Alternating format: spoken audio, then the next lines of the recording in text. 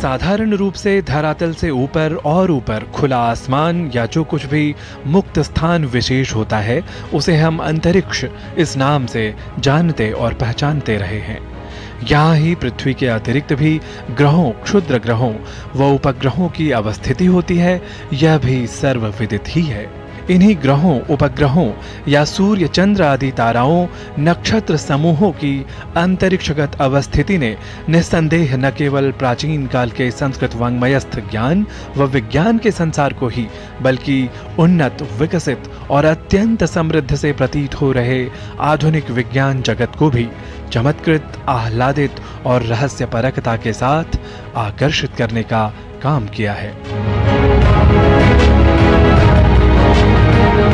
पर जब कई आधुनिक विज्ञान प्रेमियों के मन में यह प्रश्न उठता है कि क्या प्राचीन भारतीय वाङ्मय पंचतत्वों में से एक अत्यंत महत्वपूर्ण व विस्तृत अंतरिक्ष की रहस्यपरकता के संबंध में भी विचार विमर्श करते हैं, तब वेद वेदांगों से अन्वित भारतीय ज्ञान परंपरा के अद्भुत खगोलीय वैभव की महिमा से भला अब कौन अपरिचित होगा।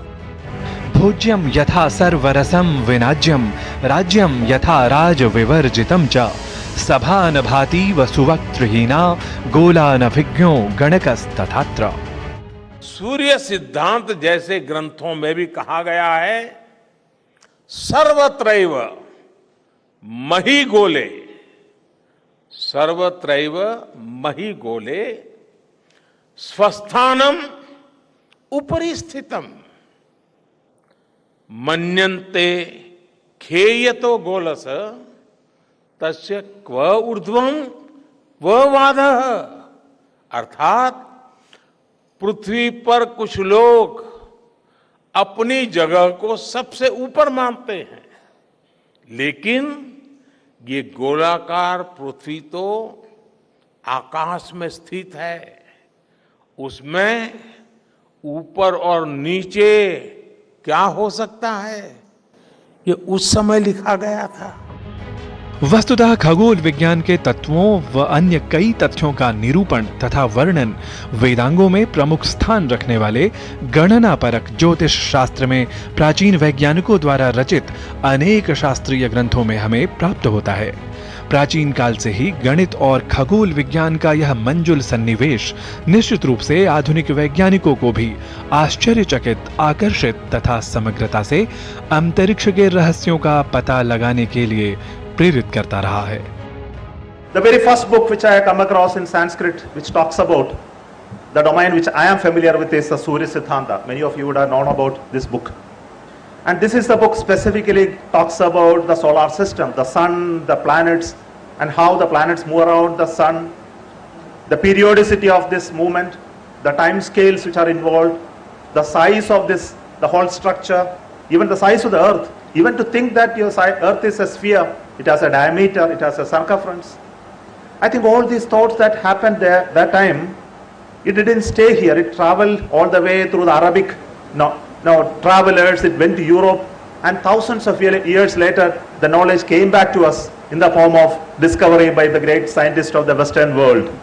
Though it was all found out here, it was written down in this language. निस्संदेह आधुनिक भारतीय वैज्ञानिक भारतीय अंतरिक्ष अनुसंधान संगठन के साथ जुड़कर अंतरिक्ष में भारत की प्रतिष्ठा को और चार चांद लगा रहे हैं। इसके प्रत्यक्ष प्रमाणों में से एक भारत का तीसरा चंद्रयान अभियान है, जहां विक्रम और प्रज्ञान का चंद्रमा के दक्षिणी ध्रुवीय तल पर सफल अवतरण न केवल भारतीय दृष्टि से बल्कि वैश्विक रूप में भी अत्यंत विशिष्ट सिद्ध हुआ।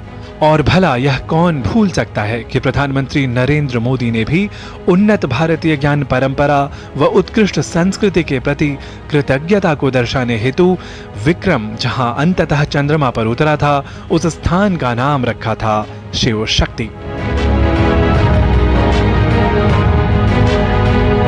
सफल और अत्यंत प्रसिद्ध तृतीय चंद्रयान अभियान के अतिरिक्त हाल के ही प्रथम सौर अभियान आदित्य L1 और गगनयान, द्वितीय मंगलयान व शुक्रयान सरीखे अंतरिक्षगत अन्य कई भावी अभियानों की श्रृंखलाओं द्वारा अवश्य ही यह सभी भारतीयों की इच्छा है कि आधुनिक विज्ञान के नजरिए से अंतरिक्ष के रहस्यों के तथ्य परत दर परत उद्घाटित हों और प्राचीन काल से संरक्षित ज्ञान की निधि युगानुरूप होकर और भी परिष्कृत स्वरूप में सिद्ध हों, ताकि भारतीय विज्ञान की महिमा संपूर्ण विश्व में प्रसारित हो सके।